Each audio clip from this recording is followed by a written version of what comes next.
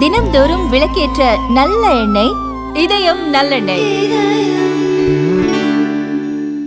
உங்கள் அனைவருக்கும் எனது பணிவு கலந்த வணக்கத்தை நான் தெரிவித்துக் கொள்ள கடமைப்பட்டிருக்கிறேன்.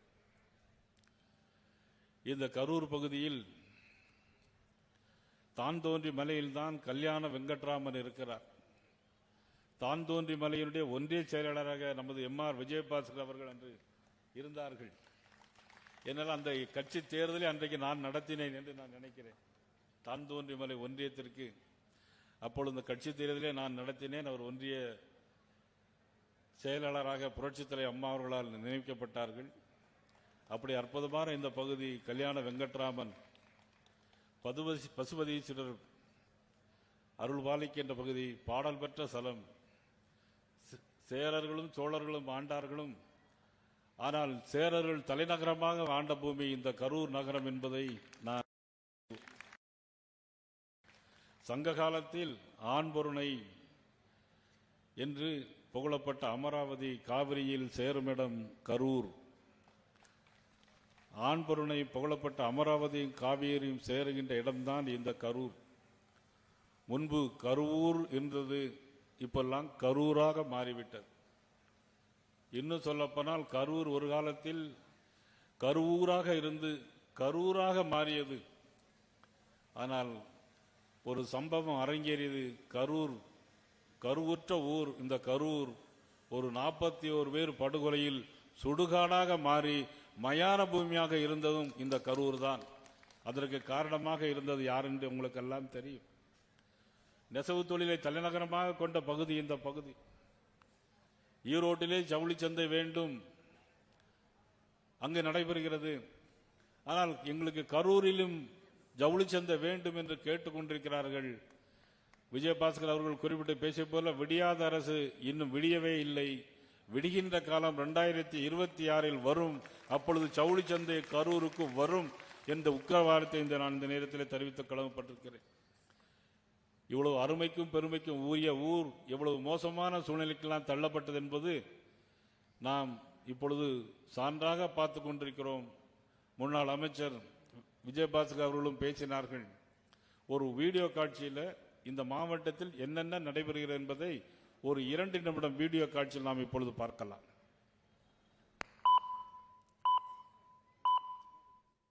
அமராவதி ஆற்றின் கரையோரத்தில் அமைந்த எழில் அழகு கொஞ்சும் மண் நமது கரூர் மண். ஆனால் கடந்த 4.5 ஆண்டுகளாக கரூர் மாவட்டமே களை இழந்து கிடக்கிறது. சில மாதங்களுக்கு முன்பு நடைபெற்ற அரசியல் கூட்டத்தில் 41 அப்பாவி மக்கள் பரிதாபமாக இறந்தார்கள். இந்த அசம்பாவிதத்திற்கு பின்னால் பல்வேறு சந்தேகங்கள் உள்ளது. இந்த அரசு அதை மூடி மறைத்திருக்கிறது என்றே சொல்ல வேண்டும்.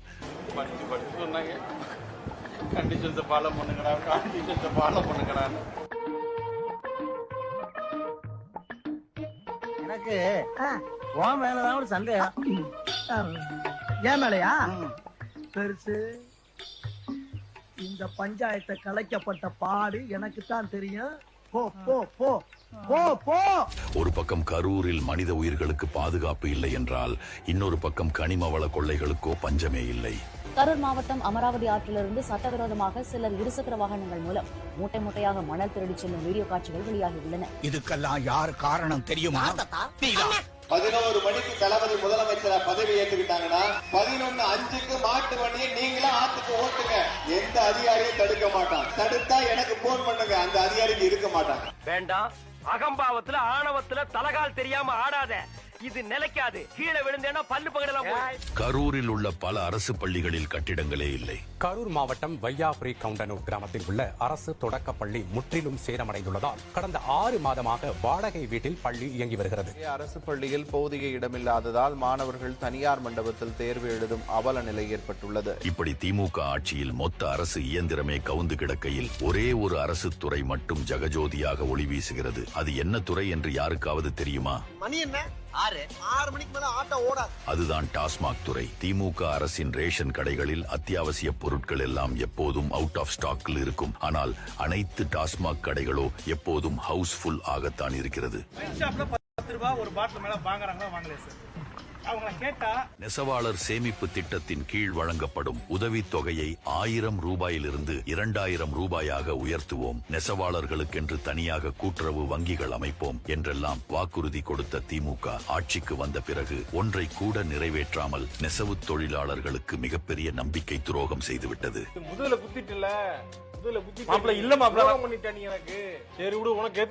கரூர் மண்ணை அரித்தெடுத்துக் கொண்டிருக்கும் கொள்ளைக்கார ஆட்சி இது. இப்படிப்பட்ட ஒரு தீய சக்தி ஆட்சியை 2026 விரட்டியடிப்போம். கரூரின் நலனில் கவனம் கொண்டு கண்ணும் கருத்துமாக செயல்பட்டு வரும் தேசிய ஜனநாயக கூட்டணி ஆட்சி அமைய ஆதரவு அளிப்போம்.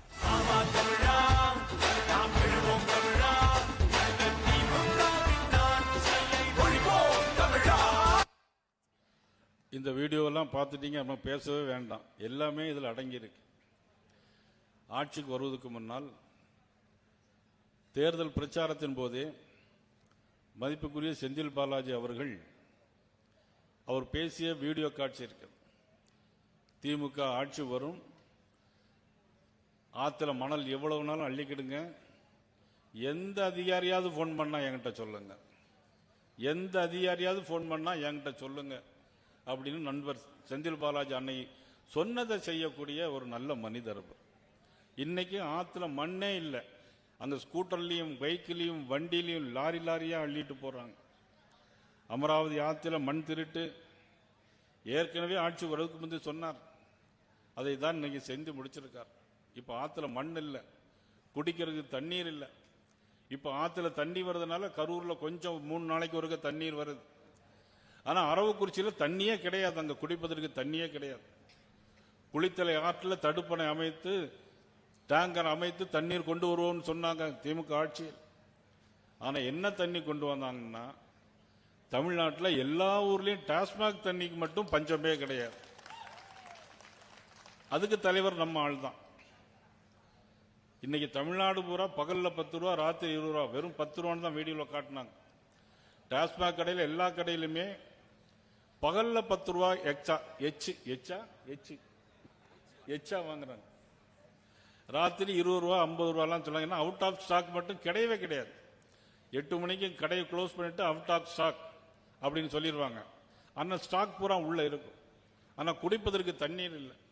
ஆனால் டாஸ்மாக்ல என்ன திட்டம் போடுறாங்க, மக்களுக்கு குடிப்பதற்கு தண்ணீர் வேண்டுமே, குடிநீர் வாடிகள் வாரியத்தை அமைத்து அரவக்குறிச்சிக்கும் கரூருக்கும் தண்ணீர் கொண்டு வருமே, அந்த என்ன திட்டம் கிடையாது.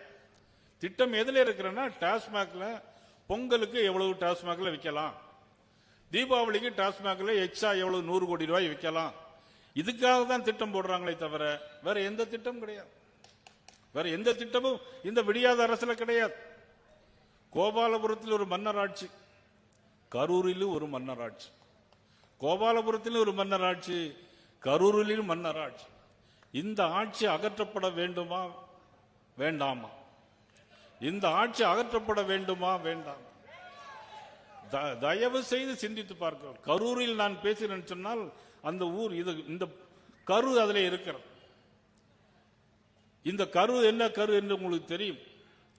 இந்த கரு நிச்சயமாக அகற்றப்பட வேண்டும்.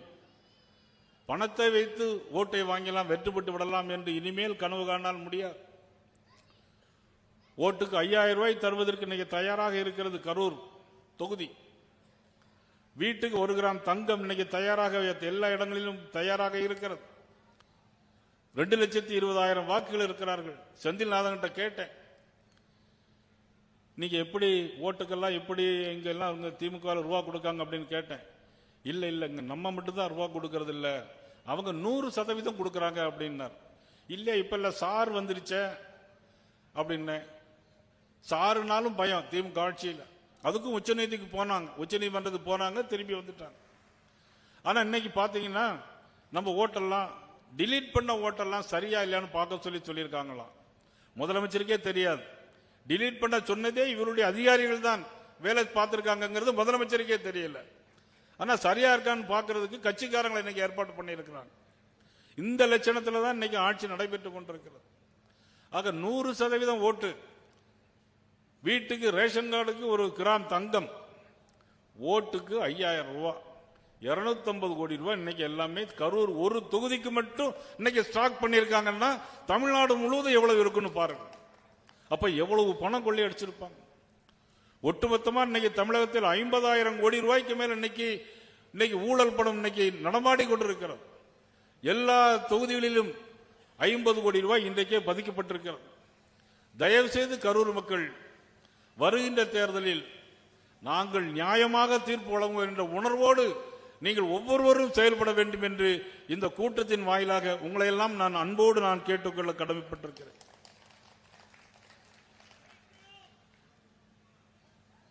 இந்த பகுதியில் வெற்றிலை அதிகமாக விளைகின்ற பகுதி, கடுமையான விலை சரிவு. ஆனால் 104 ஜவுளி கவுளி கட்டுக்கு 1000 ரூபாய் விற்ற இன்றைக்கு வெத்தலை இன்னைக்கு 700 ரூபாய் விற்கிறது. பணமெல்லாம் வேறு பகுதியில் போய் கொண்டிருக்கிறது. விவசாயிகளை பற்றி கவலை கிடையாது. விவசாயிகளை பற்றி கவலைக்கூடிய ஒரே தலைவன் இந்திய திருநாட்டில் பாரத பிரதமர் நரேந்திர மோடி அவர்களை தவிர வேறு யாரும் கிடையாது. இந்த கரூர் மாவட்டத்தில் மட்டும் 79,000 பேருக்கு, இந்த கரூர் மாவட்டத்தில் மட்டும் 79,000 பேருக்கு மாதம் 6,000 ரூபாய் கொடுக்கக்கூடிய உலகத்திலே உன்னதமான தலைவன் பாரத பிரதமர் நரேந்திர மோடி அவர்கள் என்பதை யாரும் மறக்க முடியாது. நிறைய பேர் வாங்குறீங்களோ இல்லையோ தெரியாது. நிறைய திட்டங்கள் இருக்கிறது. ஒரு விவசாயி 60 வயதுக்கு மேலே ஒரு விவசாயி பதிவு பண்ணியிருந்தால் அவருக்கு பென்ஷன் மாசம் 3,000 ரூபாய் கொடுக்கிறது. விவசாயி கொடுக்கிறோம், பாரத நரேந்திர மோடி அவர்கள் கொடுக்கிறார்கள். ஆனால் நம்முடைய முதலமைச்சர் ஸ்டாலின் அவர்கள் நான் டெல்டாக்காரன், நான் விவசாயிகளின் தோழன் அப்படின்னு சொல்லிட்டு இன்னைக்கு விவசாயிகள் எல்லாம் பிடிச்சி PR பாண்டியனை கைது பண்ணி, சட்டத்துக்கு விரோதமாக கைது பண்ணி இன்னைக்கு சிறையில் அடித்து இன்னைக்கு ஜாமீன்ல வெளியே வந்திருக்கிறார். இன்னைக்கு டெல்டாக்காரன் நமது பதவியுடைய பொதுச் செயலாளர் கருப்பு முருகானந்தம் இருக்கிறார். ஆனால் அங்கு போய் பார்த்தால் விவசாயிகள் படுகிற பாடு. எங்கே கொள்முதல் நிலையங்கள் கிடையாது, அரசு கொள்முதல் நிலையங்கள் கிடையாது. மத்திய அரசுக்கு 6 கொள்முதல் நிலையங்கள் தஞ்சாவூரில் இருக்கிறது, மத்திய அரசு கட்டி கொடுத்தது. இங்கு அரசு பள்ளிக்கூடங்களில் கட்டிடங்கள் கிடையாது. கரூர் மாவட்டத்தில் மட்டும் 76 அரசு பள்ளிக்கூடங்களில் ஒரு இலக்கு மாணவர்கள் இருக்கிறார்கள். 10க்கு கீழே 76 அரசு பள்ளிகள். நிறைய அரசு பள்ளிகள் மூடி இருக்கு. ஆனால் அரசு பள்ளி நமது பள்ளி கல்வித்துறை சொல்லுகிறார், கம்பன் பிறந்த தமிழ்நாடு, கவி கம்பன் பிறந்த தமிழ்நாடு என்று அந்த அளவுக்கு இன்னைக்கு பெருமையோடு பேசிக் கொண்டிருக்கிறார்கள். திமுக காரர்கள் பெருமை பேசுவதில் என்றைக்குமே குறைவு கிடையாது. ஆனால் 5 ஆண்டுகால ஆட்சியில் இன்னைக்கு வந்து நிறைய திட்டங்களை அறிவித்து விட்டு தேர்தல் வாக்குறுதிகளாக தந்துவிட்டு இன்னைக்கு எதையுமே செய்யவில்லை. அரசு உதவி பெறும் ஒரு பள்ளிக்கூடத்தில் 5 மாணவர்கள் பாலியல் இதில் ஈடுபட்டிருக்கிறார்கள். ஆசிரியர் கைது பண்ணியிருக்கிறார்கள். யார் காரணம்? சட்டம் ஒழுங்கு கையில் வைத்திருக்கிற முதலமைச்சர் அவர்கள், காவல்துறையை கையில் வைத்திருக்கிற முதலமைச்சர் அவர்கள் மக்கள் நலன் கருதாமல் ஆட்சி செய்கிறார். அதனால்தான் இன்னைக்கு சட்டம் ஒழுங்கு கையிலே இல்லை, அவுட் ஆஃப் கண்ட்ரோலாக போய் கொண்டிருக்கிறது. அந்த அளவுக்கு ஒரு மோசமான ஒரு சூழ்நிலை இன்னைக்கு இருக்கிறது. பள்ளிக்கூடங்களில் எங்கு பார்த்தாலும் கஞ்சா, போதைப் பொருட்கள். யார் செய்கிறார்கள்? அந்த டீலர்ஷிப் தலைமையேற்று நடத்தக்கூடியது திமுகவை சேர்ந்தவர்கள். எல்லா கல்லூரிகளிலும் கிராமங்களில் கஞ்சா, நகரங்களில் பெத்தமெட்டின். ஆக இப்படி நாகரிகமான போதைப் பொருட்கள் நாட்டிலே வந்து கொண்டிருக்கிறது என்று சொன்னால் சட்டம் ஒழுங்கு சரியில்லை என்பதுதான் எடுத்துக்காட்டாக இந்த நடந்து கொண்டிருக்கிறது. எங்கு பார்த்தாலும் கொள்ளை. ஏடிஎம்ல போனா வயதான முதியோரை வெட்டி போட்டுட்டு பணத்தை புடிங்கிட்டு போறாங்க. அந்த அளவுக்கு இன்றைக்கு ஆட்சியினுடைய நிலைமை மிக மோசமாக இருக்கிறது. ஆக இன்னைக்கு நிறைய திட்டங்களை அறிவித்தார்கள். பொது கழிவு நீர் சுத்திகரிப்பு நிலையம் கொண்டு வருவோம்.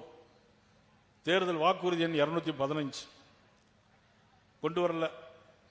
அப்புறம் ஜவுளித்துறையை மேம்படுத்துவதற்கு ஒரு ஜவுளி ஆணையம் அமைப்போம் என்று சொன்னார்கள். கரூரில் அமைத்தார்களா? இல்லை, அமைக்கவில்லை. கைத்தறி நெசவாளர்களுக்கு தனி கூட்டுறவு வங்கி மூலம் ஆக கடன் உதவி வழங்குவோம். கடன் 12% இருக்கிற வட்டியை 8% குறைப்போம் என்று சொன்னார்கள். தேர்தல் வாக்குறுதிகளை சொன்னார்களா? இதுவரையிலும் செய்யவில்லை. சரி, ஜவுளி துறைக்கு நூல் கொள்முதல் செய்து கூட்டுறவு சங்கங்கள் மூலம் நூல் கொள்முதல் செய்து அதை நூல் அவர்களுக்கு எல்லாம் விநியோகம் செய்வோம் என்று சொன்னார்கள். செய்யவில்லை. நொய்யலாறு மீட்போம் மீட்போம் என்று சொன்னால் பவானி நொய்யலாறு அமராவதி அணையை இணைப்போம் என்று சொன்னார்கள். செய்தார்களா? இதுவரையிலும் செய்யவில்லை.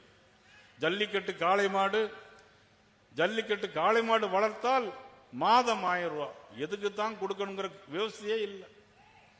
கள்ளக்குறிச்சியிலே சாராயம் வித்து இறந்தார்கள்.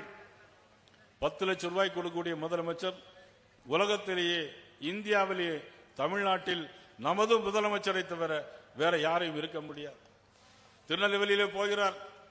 திருநெல்வேலியிலே போய் கிறிஸ்துமஸ் விழா கொண்டாடுகிறார். நாங்களும் கொண்டாடுகிறோம். கிறிஸ்துமஸுக்கு வாழ்த்து சொல்கிறோம். இஸ்லாமியர்களுக்கு ரம்ஜானுக்கு வாழ்த்து சொல்கிறோம். தவறு இல்லை. ஆனால் நீங்கள் என்ன பேசுகிறீர்கள்? நாங்கள் மத சார்பின்மையை கடைபிடிக்கிறோம் என்று சொல்லிக்கொண்டு ஒரு மதம் சார்ந்து வாக்கு வங்கிக்காக ஒரு அரசாட்சியை நடத்தி கொண்டிருக்கிறீர்களே, நியாயமா என்றுதான் கேட்கிறோம். தீபாவளிக்கு வாழ்த்து சொல்ல நீங்கள் தயாரா? எங்களோடு சேர்ந்து கொண்டு தீபாவளியை கொண்டாடுவதற்கு தயாரா? ஆனால் வீட்டுக்குள்ளே கொண்டாடுகிறீர்கள். வெளியிலே நீங்கள் மற்றவர்களுக்காக நீங்க ஒரு திண்டாட்டத்தை போட்டுக் கொண்டிருக்கிறீர்கள் என்பதை தான் எங்களுடைய குற்றச்சாட்டாக வைக்கிறோம். இந்த பகுதியில் இன்றைக்கு ஒரு 8:30 குழுமணி பகுதியில் கரூர் பார்டர் 8 என்கின்ற கிராமத்தில் அங்கு ஒரு கிராம சபை கூட்டத்திற்கு போனோம். அவர்கள் சொன்னார்கள், திமுக ஆட்சியில் இங்கெல்லாம் பூ அதிகமாக விளைகிறது, நாங்கள் ஒரு சென்று தொழிற்சாலை அமைத்து கேட்டோம், தருகிறோம் என்று சொன்னார்கள். இதுவரையிலும் வரவே இல்லை. இந்த பகுதி அமைச்சரும் இந்த பக்கம் வரவில்லை என்று சொல்லுகிறார்கள். வாழைப்பழம் அதிகமாக விளைகிறது, வாழைப்பழத்திற்கு ஆதரவு விலை தருவோம் என்று சொன்னார்கள். விடியா அரசு ஆட்சிக்கு வந்தால் வாழைப்பழத்திற்கு ஆதரவு விலை தருவோம் என்று சொன்னார்கள். இல்லை. இயற்கை விவசாயத்திற்கு 4 கோடி லட்சம் டன் நமக்கு யூரியா தேவைப்படுகிறது. அதை மானிய விலையில் கொடுக்கக்கூடிய பிரைம் மினிஸ்டர் யாரு தெரியுமா? 1300 ரூபாய்க்குள்ள யூரியாவை மானிய விலையில் 1300 ரூபாய்க்கு தரக்கூடிய அரசு மத்திய அரசு, பாரத நரேந்திர மோடி அவர்கள். இப்படியாக இன்னைக்கு நிறைய விஷயங்கள் இன்னைக்கு நாட்டிலே நடைபெற்றுக் கொண்டிருக்கிறது. அந்த அளவுக்கு இன்னைக்கு ஒரு மோசமான ஆட்சி. நான் ஏற்கனவே சொன்னேன், 79,000 விவசாயிகளுக்கு 213 கோடி ரூபாய் தருகிறது பாரதிய ஜனதா அரசு, தந்தவர் நரேந்திர மோடி அவர்கள். 52,000 பேருக்கு காப்பீடு இன்சூரன்ஸ் 425 கோடி ரூபாய் தந்தது பாரதிய ஜனதா கட்சி, கொடுத்தது பாரத நரேந்திர மோடி அவர்கள். 41,000 பேருக்கு இன்சூரன்ஸ் ஆயுள் காப்பீட்டு, 20 மலிவு விலை மருந்தங்கள் இருக்கிறது. சௌபாக்கியா திட்டத்தின் கீழ் 2 லட்சம் பேருக்கு, இதே இந்த மாவட்டத்தில் மட்டும், நான் சொல்வது தமிழ்நாடு முழுவதும் அல்ல, 97,000 பேருக்கு இலவசமாக கழிப்பறைகள் இந்த கரூர் மாவட்டத்தில். 97,000 பேருக்கு. நான் சொல்வது தமிழ்நாடு முழுவதும் அல்ல, இந்த மாவட்டத்தில் மட்டும் கொடுக்கப்படுறது. 1.5 லட்சம் பேருக்கு குடிநீர் இணைப்பு, ஜல்ஜீவன் திட்டம் 1.5 லட்சம் பேருக்கு இந்த மாவட்டத்தில் மட்டும் கொடுக்கிறது. அது மட்டுமல்ல, 42,000 மாணவர்களுக்கு 10 கோடி ரூபாய் உதவித்தொகை கொடுக்கப்படுகிறது. மத்திய அரசு பணம், இது மாநில அரசுடைய பணம் அல்ல. அந்த அளவுக்கு இன்னைக்கு ஒரு நல்ல ஒரு ஆட்சியை மத்தியிலே தந்து கொண்டிருக்கிறார்கள். 145 கோடி ரூபாய்க்கு கரூர் டு சேலம் திண்டுக்கல் சாலை இன்னைக்கு போடப்பட்டிருக்கிறது. ஈரோடு டு கரூர் டு திருச்சி 205 கோடி ரூபாய். 5,000 கோடி ரூபாய்க்கு மேலாக திருச்சி டு கரூர், கோவை டு சாலை அகலப்படுத்துகிற பணி இன்னைக்கு நடைபெற்று கொண்டிருக்கு. 5,000 கோடி ரூபாய், 5,000 கோடி ரூபாய் திருச்சி டு கரூர், கோவை டு சாலை அகலப்படுத்தக்கூடிய திட்டம். இது அனைத்தும் தமிழகத்திற்கு மத்திய அரசால் கொடுக்கப்படுகிறது. மொத்தம் 14 லட்சம் கோடி ரூபாய் பிரதமர் அவர்கள் தமிழ்நாட்டுக்கு தந்திருக்கிறார்கள். ஆனால் நம்முடைய முதலமைச்சர் எதுவுமே தரல. என்ன தந்தார்கள்? இதையே கேட்டுக் கொண்டிருக்கிறார். நீங்கள் ஆட்சிக்கு வரும்போது என்ன சொன்னீர்கள்? நீட் தேர்வை ரத்து செய்வோம் என்று சொன்னீர்கள். இதுவரை 5 ஆண்டு கால ஆட்சி பொய்யை சொல்லியே ஆட்சிக்கு வரக்கூடிய நீட் தேர்வை ரத்து செய்ய முடியாது என்று தெரிந்திருந்தும் ரத்து செய்யணும்னு சொன்னவர். இன்னைக்கு எவ்வளவு மோசமான ஒரு ஆட்சி. அன்னைக்கு அனிதாவை வைத்து அன்னைக்கு அரசியல் செய்தார்கள். திருப்பரங்குன்ற மலையிலே இன்றைக்கு ஒரு சந்திரன், பூரண சந்திரன், அவரால் தீபம் ஏற்ற முடியவில்லை. மனம் உருகி, மனம் அழுந்தி, இவ்வளவுக்கும் ஒரு திமுக குடும்பத்தைச் சேர்ந்தவர் பூரண சந்திரன். திருப்பரங்குன்ற நமது திருவண்ணாமலையில் தீபம் ஏற்றி விட்டார்கள், திருப்பரங்குன்றத்தில் நாம் ஏற்ற முடியவில்லை என்று மனம் வருந்தி 3 நாள் வீட்டிலே அழுது புலம்பி இருக்கிறார். 3வது நாள் கடவுள் இல்லை என்று இந்த மண்ணில் யார் சொன்னார்களோ பெரியாருடைய சிலைக்கு பின்னாலேயே போய் தன்னுடைய இன்னுயிரை அவர் மாய்த்து கொண்டது, தீ வைத்து கொளுத்தி மாய்த்து கொண்டது மிகப்பெரிய துயரமான சம்பவம், மிகப்பெரிய துயரமான சம்பவம். இதையெல்லாம் முதலமைச்சர் குடும்பத்தார் பார்த்து கொண்டுதான் இருப்பார்கள். ஒரு அனிதாவை தூக்கி அரசியல் செய்தீர்களே, பூரணச்சந்திரன் இன்னைக்கு தீ வைத்து இறந்து போறானே, அவருக்கு நீங்கள் என்ன அனுதாபத்தை செய்து சொன்னீர்கள்? ஒரு அனுதாப செய்தி உண்டா உங்களிடம்? நிச்சயமாக சொல்லுகிறேன், தேசிய ஜனநாயக கூட்டணி ஆட்சிக்கு வரும்பொழுது அந்த தீபத்தூண் பூர்ணச்சந்திரன் என்ற பெயரில் அதே இடத்தில் ஒரு தீப கம்பம் ஏற்படுத்தப்படும். திருப்பரங்குன்றத்திலும் தீபம் ஏற்றப்படும். அந்த பூர்ணச்சந்திரன் நினைவாகவே ஒரு நாட்டுக்கள் அந்த திருப்பரங்குன்றத்திலே வைக்கப்படும் என்பதை இந்த நேரத்தில் நான் தெரிவித்துக் கொள்ளப்படுகிறேன். போலீஸ் லத்தி சார்ஜ் நடத்துகிறது. 41 பேர் இறந்து போனார்கள். 41 பேர் இறந்து போனார்கள். 3 வயது குழந்தை, 10 வயது குழந்தை, தன்னுடைய தாய் அடிபட்டு கீழே கிடக்கிறார். பக்கத்திலே அந்த 3 வயது குழந்தை எல்லாரும் காலால் மிதித்து, வேண்டுமென்று மிதிக்கவில்லை, கூட்டத்தில் நசுங்கி மிதித்து இறந்து போன துயரமான சம்பவத்திற்கு நிச்சயமாக நீங்கள் பதில் சொல்லியே ஆக வேண்டும். எத்தனை மரணங்கள், எத்தனை அலங்கோலங்கள். இஸ்லாமிய நாடு, ஆனா அந்த நாட்டின் உயரிய பதவி கிடையாது, மக்களையும் மதிக்கிறது கிடையாது. எங்கு பார்த்தாலும் கஞ்சா, கொலைகள், கொலை கிடையாது, மக்களையும் மதிக்கிறது கிடையாது. எங்கு பார்த்தாலும் கஞ்சா, கொலைகள், கொலைகள், லாக்அப் மரணங்கள், அலவோலங்கள். இதே கரூரிலே விஜய் வரும்போது 10 ரூபா பாட்டில் பாட்டு பாடுறாரு, செருப்பு தூக்கி வீசுறாங்க, லைட் அணைக்கிறாங்க, போலீஸ் லத்தி சார்ஜ் நடத்துகிறது. 41 பேர் இறந்து போனார்கள். 41 பேர் இறந்து போனார்கள்.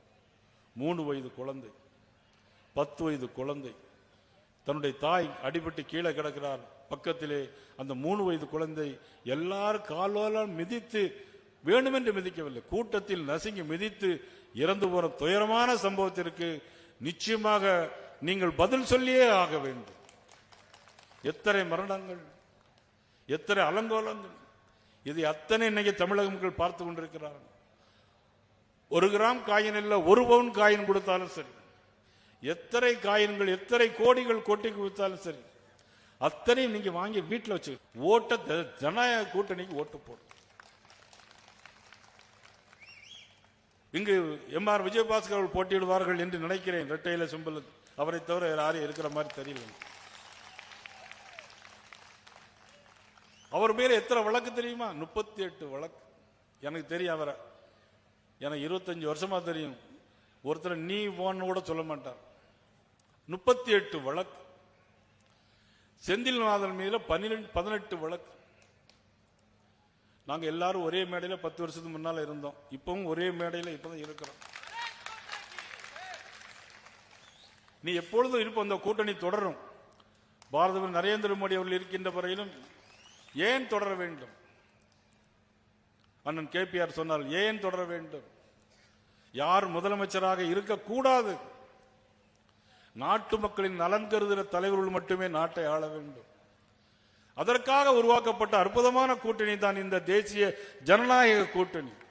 மாண்புமிகு பாரத நரேந்திர மோடி அவர்கள், மதிப்புக்குரிய உள்துறை அமைச்சர் அமித்ஷா அவர்கள், அண்ணன் இபிஎஸ் அவர்கள் சென்னையிலே வந்து ஹோட்டலிலே தங்கியிருந்து ஏப்ரல் 11ஆம் தேதி ஏற்படுத்தப்பட்ட கூட்டணி. அடுத்து ஏப்ரல் 11ஆம் தேதியே தேர்தல் வரும் என்று நினைக்கிறேன்.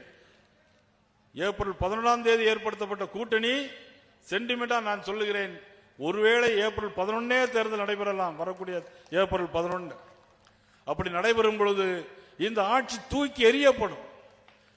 இந்த ஆட்சியிலே ஊழல் செய்த 17 அமைச்சர்கள் நிச்சயமாக தண்டிக்கப்படுவார்கள், தண்டிக்கப்பட வேண்டும். முதலில் தண்டனை கொடுக்கவர்கள் இந்த வாக்காளர்கள், எஜமானர்களாக இருக்க நீங்கள் தான் தண்டனை கொடுக்க வேண்டும். அந்த தண்டனை எப்படி இருக்கு என்று சொன்னால், 234 தொகுதிகளிலும் 200க்கும் மேற்பட்ட தொகுதிகளில் தேசிய ஜனநாயக கூட்டணி வெல்ல வேண்டும் என்கின்ற ஒரு தண்டனையாக இருக்க வேண்டும். நேற்று போன வாரம் நடந்த கேரளாவில் ஒரு இடம் கூட இதுக்கு முன்னால கிடையாது. கேரளாவில் உள்ளாட்சி மன்ற தேர்தலில் 100 இடங்களில் போட்டியிட்டு தனிப்பட்ட முறையில் 50 இடங்களை பிடித்திருக்கிறது திருவனந்தபுரத்தில். பிறகு கோழிக்கோடு, எல்லா கொச்சின் எல்லா இடங்களிலும் பிடித்திருக்கிறது. அதற்கு பிறகு நேற்று ஒரு தேர்தல் மகாராஷ்டிரா மாநிலத்தில் நடந்துவிட்ட உள்ளாட்சி தேர்தல், ஒரு இடத்தில் கூட காங்கிரஸ் கட்சி வெற்றி பெற முடியவில்லை. ஒரு இடத்தில் கூட கட்சி, எல்லா இடங்களிலும் பிஜேபி வென்றிருக்கிறது. எல்லா இடங்களிலும் பிஜேபி வென்றிருக்கிறது. காரணம் பாரத நரேந்திர மோடியுடைய ஆட்சி, அவருடைய திறமை, நேர்மை. உலகெங்கும் போனால் அவருக்கு என்று இருக்கிற பெருமை. காங்கிரஸ் கட்சியுடைய முன்னாள் அமைச்சர் சிதம்பரம் சொல்லுகிறார், மோடி ஒரு மாய பிம்பம் அப்படிங்க. பத்திரிகையில செய்தியை பார்த்து மோடி ஒரு மாய பிம்பம் அப்படிங்கிறார். உண்மையிலே நான் பெரிய அறிவாளின்னு நினைச்சேன், பெரிய பொருளாதார மேதைன்னு நினைச்சேன். இவ்வளவு ஒரு முட்டாளா இருப்பான்னு நினைக்கவே இல்லை. கொஞ்சம் நியாயம் வேண்டாம்? என்ன அருகதை இருக்கிறது மோடி அவர்களை குறை சொல்வதற்கு? ஜெர்மன் அதிபர் இன்னைக்கு அவர் பட்டம் கொடுத்திருக்கிறார். ஜெர்மன் அதிபர் உலக பண்பாளர். யாருக்கு? நரேந்திர மோடி அவர்களுக்கு. இன்னைக்கு நம்முடைய எதிரி நாடு ஆப்கானிஸ்தானம், சவுதி அரேபியா நட்பு நாடு. 2016 அவருக்கு மிக சிறந்த அந்த நாட்டினுடைய உயர் பதவி கொடுத்திருக்கப்பட்டிருக்கிறது. சவுதி அரேபியா 2016, ஆப்கானிஸ்தானம் 2016, 2018 பாலஸ்தீன் இஸ்லாமிய நாடு. ஆனா அந்த நாட்டின் உயரிய பதவி கொடுத்திருக்கிறது. 2019 ரஷ்யா, பஹ்ரைன், மாலத்தீவு, யுனைடெட் அரபு எமிரேட்ஸ் 2019 ஒவ்வொரு ஆண்டும் இன்னைக்கு உயரிய பதவி பெறுகின்ற உலக மகா தலைவர் நரேந்திர மோடி அவர்கள். ஆனால் நீ சிதம்பரம் காரைக்குடியில் இருந்துட்டு நீ ஒரு பெரிய குடும்பத்துக்காரன், பெரிய வக்கீல் தான், இல்லைன்னு சொல்ல. கொஞ்சம் வேண்டாம் உங்களுக்கு? யாரை குறை சொல்ல வேண்டும்? 2025 ஆண்டு ஓமன், சைப்ரஸ் தீவு, கானா, இஸ்ரேல், அந்த நாட்டினுடைய எத்தியோப்பியா, அந்த நாட்டுடைய உயரிய பதவி கொடுத்திருக்கிறார்கள். 2024 ஆண்டு குவைத், ஆப்பிரிக்க நாட்டிய கயானா மற்றும் நைஜீரியா, டொமானிகோ, அந்த நாடுகள் அந்த நாட்டினுடைய உயரிய பதவியை கொடுத்திருப்பது பாரத பிரதமர் நரேந்திர மோடி அவர்களுக்கு. உனக்கா? அல்ல ராகுல் காந்திக்கா? அல்லது சோனியா காந்திக்கா? இல்ல பழைய முன்னாள் பிரதம மந்திரி மன்மோகன் சிங் ஒரு நாட்டின் உயரிய பதவி வாங்கி இருக்க முடியுமா? வாங்கியிருந்தால் சொல்லுங்கள் பார்க்கலாம். 2023 Greece, France, Egypt, Republic of Palau, Papua New Guinea, Fiji போன்ற தீவுகள் நாடுகள் அந்த நாட்டினுடைய உயரிய பதவி வழங்கியிருப்பது நரேந்திர மோடி அவர்களுக்கு. உங்களுக்கா? பாப்புகினியா நாட்டினுடைய தலைவர் இவர் போன உடனே காலில் விழுந்து கும்பிட்டார். பாப்புகினியா நாட்டினுடைய பிரசிடென்ட் நரேந்திர மோடி காலில் விழுந்து வணங்கினார். யாரை? மிகப்பெரிய தலைவர் நரேந்திர மோடி அவர்கள். இன்னைக்கு இந்திய நாடு ஒரு வல்லரசு நாடு என்று சொன்னால் நரேந்திர மோடி என்ற ஒரு தனி மனிதனுடைய செல்வாக்கு காரணமாக. இன்னைக்கு மேடையில் இருக்க எல்லாரும் வெளிநாடு போயிருப்பார்கள், நீங்களும் போயிருப்பீர்கள். அவர் மோடி அவர்கள் வருவதற்கு முன்னால் அந்த நாட்டுடைய தூதரகத்தில் போய் நம்முடைய பாஸ்போர்ட் அப்படி வச்சோம்னா, ஓ இந்தியாவா இந்தியாவா அப்படின்னு ஏளனமா பார்த்த காலங்கள் உண்டு. இன்னைக்கு நம்மளுடைய பாஸ்போர்ட் ஒன்று வச்ச உடனே இந்தியான்னு சொல்லல, ஓ மோடியா அப்படின்னு கேட்கிறான். ஓ மோடியான்னு கேட்கிறான். ஆஸ்திரேலிய நாட்டின் அதிபர் சொல்லுகிறார், நான் குருவாக ஏற்றிருக்கிறேன் சொல்லுகிறார். நான் குருவாக ஏற்றிருக்கிறேன் சொல்லுகிறார். இவ்வளவு பெரிய அருமைக்கும் பெருமைக்கும் உரிய தலைவர் நரேந்திர மோடியும் அண்ணன் இபிஎஸ் உருவாக்கிய அற்புதமான இயக்கம், அற்புதமான கூட்டணி இயக்கம் அதிமுக. அற்புதமான இயக்கத்தை உருவாக்கியவர்.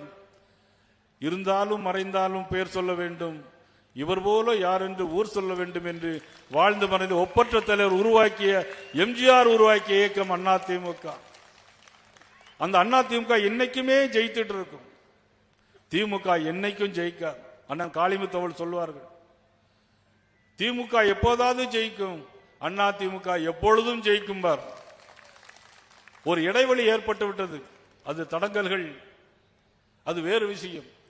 ஆனால் இந்த நேரத்தில் கரூரில் சொல்லுகிறேன், சித்தர் வாழ்ந்த இந்த பூமியிலிருந்து சொல்லுகிறேன், 41 பள்ளிக்கூடம் எடுத்த இந்த பண்ணிலிருந்து நான் கேட்கிறேன், கரூர் மக்களே தயவு செய்து சிந்தித்து பாருங்கள். இனிமேல் இந்த ஆட்சி இருக்க வேண்டுமா வேண்டாமா? இந்த சட்டமன்ற உறுப்பினர் வேண்டுமா வேண்டாமா? சிந்தித்து பாருங்கள். நல்லவர்களை தேர்ந்தெடுங்கள். நல்ல ஆட்சி வரட்டும். நன்றி, வணக்கம்.